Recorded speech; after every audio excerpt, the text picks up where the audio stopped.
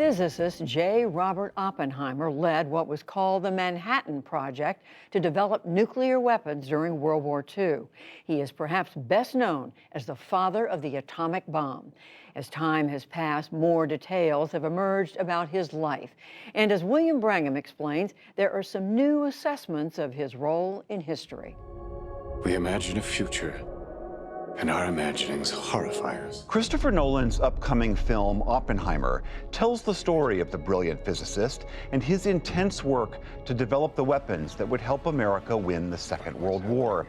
Two of the bombs he and his colleagues helped create were dropped on Japan, killing several 100,000 people, mostly civilians, but helping bring the war to a quicker end.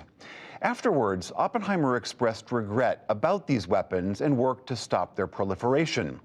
In 1954, at the height of anti-Soviet fervor, his security clearance was revoked over allegations that he had ties to communism. But almost 70 years later, long after his death, Energy Secretary Jennifer Granholm reversed that decision, saying, "As time has passed, more evidence has come to light of the bias and unfairness of the process that Dr. Oppenheimer was subjected to, while the evidence of his loyalty and love of country have only been further affirmed."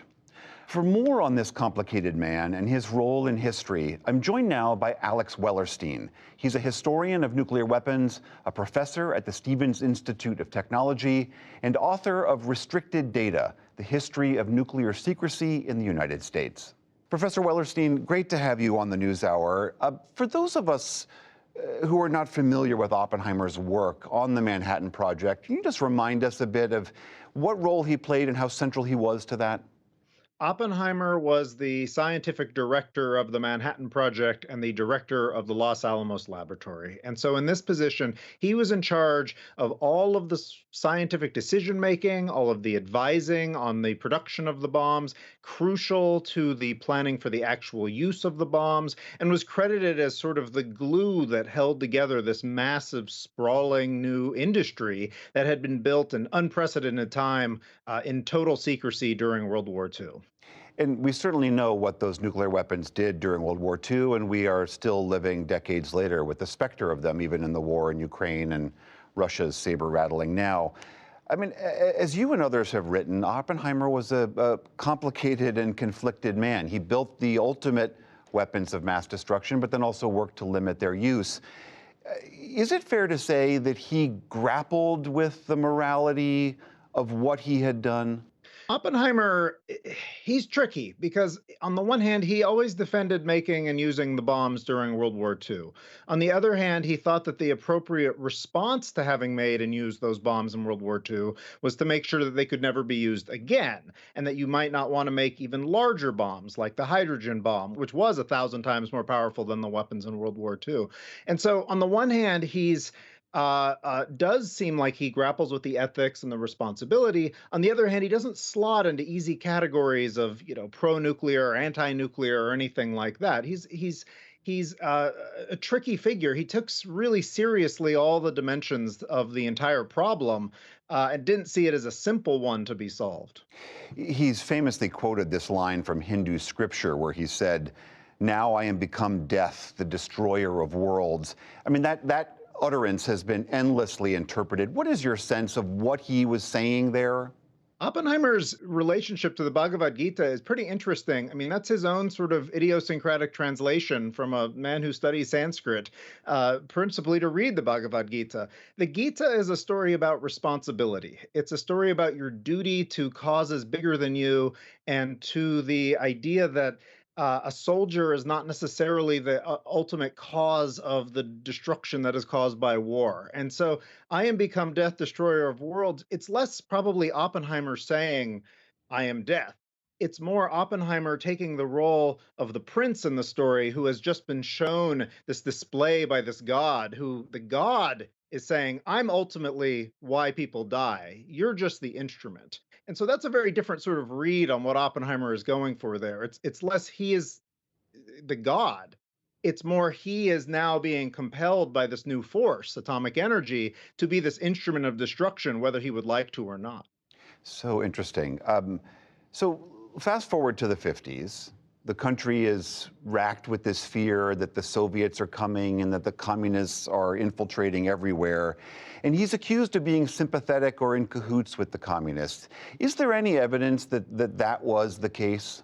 The main charges against Oppenheimer were about his character and his associations. And associations is, do you have friends or family who are communists? And the answer for Oppenheimer was yes. All of his friends and family and students were either communists or close to communists or adjacent. He himself was pretty close to communism in the 30s.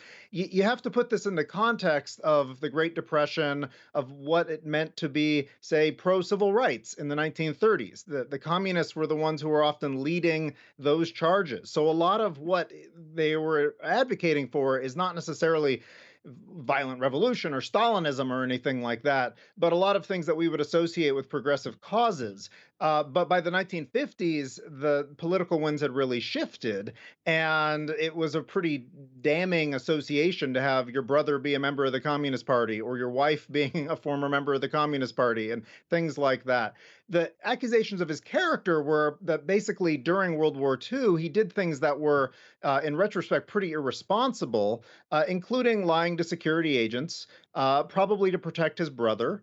Things that don't look good in retrospect, but are understandable and don't necessarily mean that he was a spy or disloyal or anything like that. And so I think it's important to sort of separate the question of, was Oppenheimer loyal? Was he trustworthy, from the question of, did Oppenheimer always have the right resume for somebody in the 1950s, based on the fears that they had at that time?